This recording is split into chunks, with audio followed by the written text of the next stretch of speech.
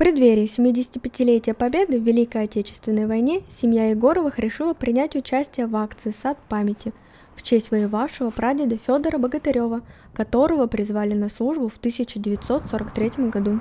В звании младшего сержанта он воевал в Сталинграде и спас сослуживцев от смерти. Немцы кинули гранату, и чтобы она не взорвалась вместе с его друзьями там, он кинул ее обратно, но не успел, и она взорвалась у него в руках.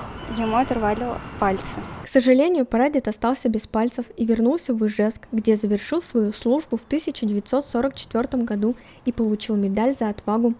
В память о нем школьницы вместе с папой и мамой под окнами своего дома высадили дерево. Это будет сирень, чтобы каждый раз, проходя мимо, наслаждаться этим шикарным запахом и вспоминать про такого великого и человека. В акции «Сад памяти» может принять участие каждый житель Удмуртии. Они могут посадить дерево в честь своего родственника, героя, который воевал. В республике в акции приняли участие более 500 человек. Она продлится до 22 июня.